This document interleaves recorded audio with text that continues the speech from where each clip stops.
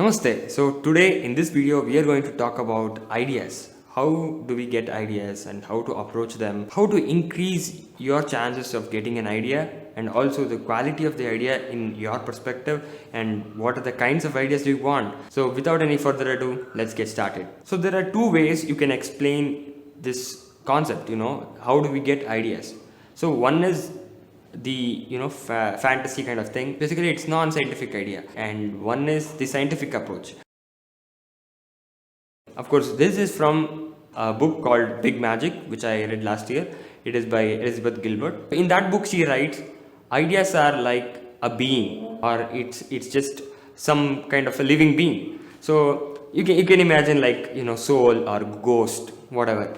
So it's like that. It keeps searching for the right person to execute that idea. After someone gets that idea, he should execute it. So either he should write it in a paper and then execute it later, or immediately, whatever it is.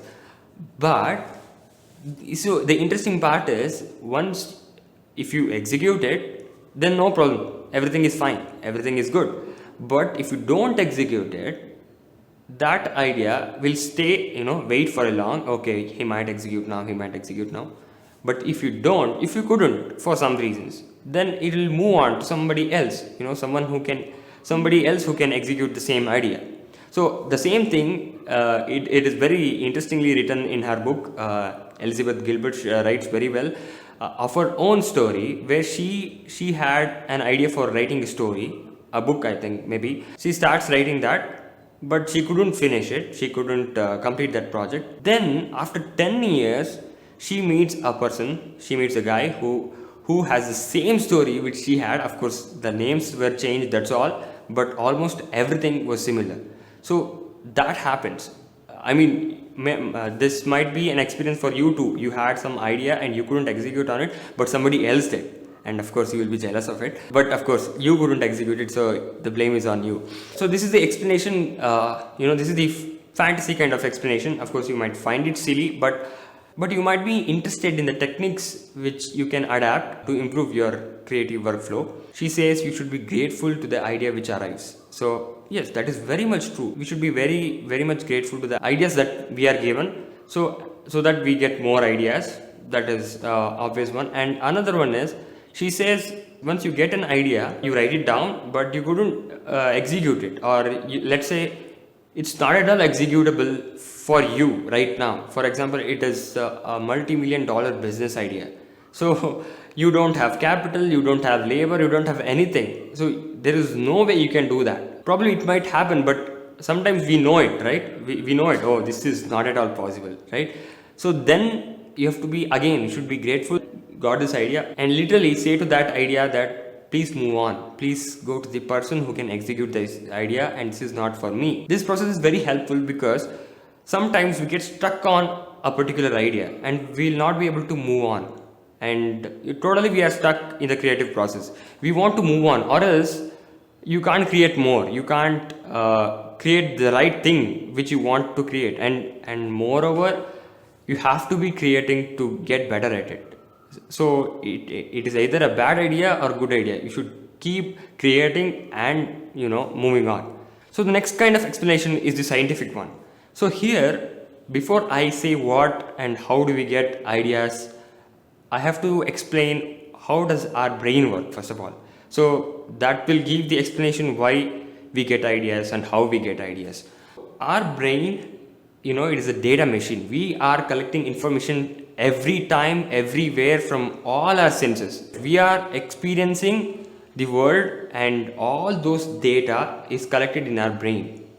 We are only concentrating about the brain now, okay? Our brain is a data machine, it is collecting data. But even our computer, collects data. So does that mean it can generate ideas? No way. The computers also collect data, our brains also collect the data.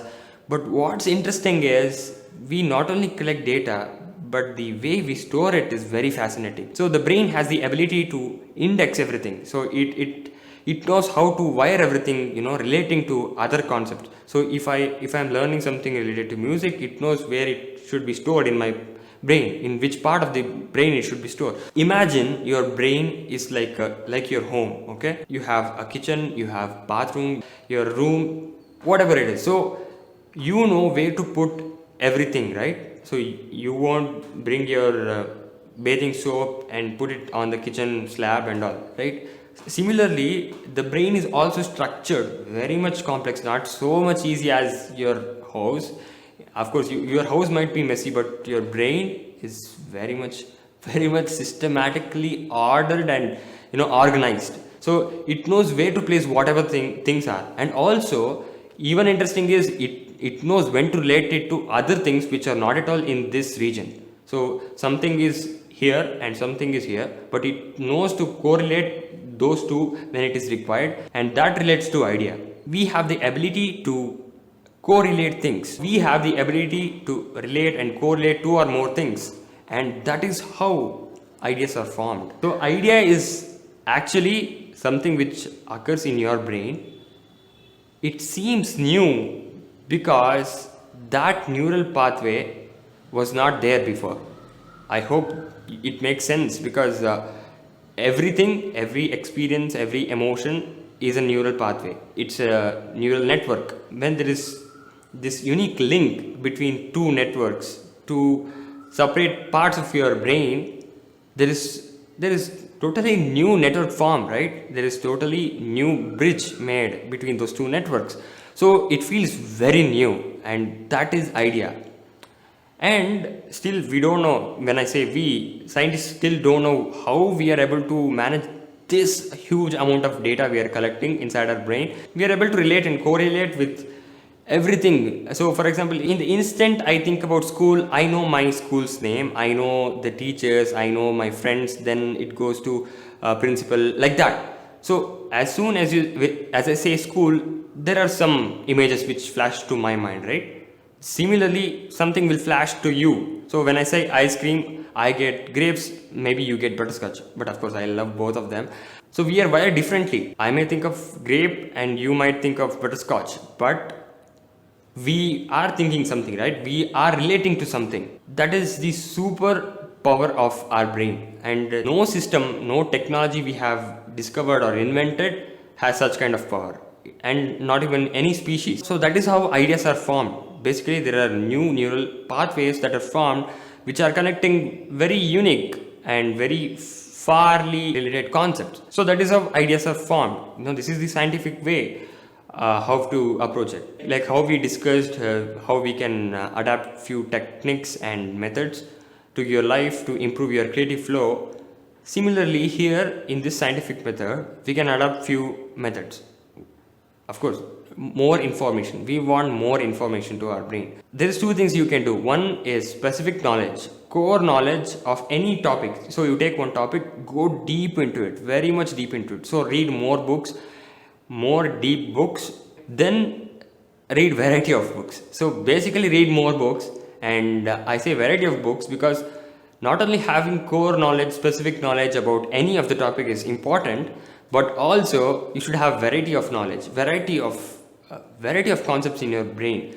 Then only you can correlate various things. And the unique character of an idea is you are not conscious until it hits you. After it hits you, you know, okay, oh, this is how my idea formed, because I read about that in there, and I got to know about that with my friend or something like that. You get to know the origin of the idea only after it has been given to you.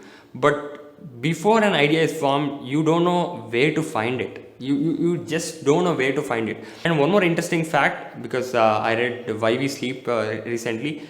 So these neural networks which are formed between two separate concepts and two parts of your region gets connected, randomly. So this is more likely to happen in your REM sleep.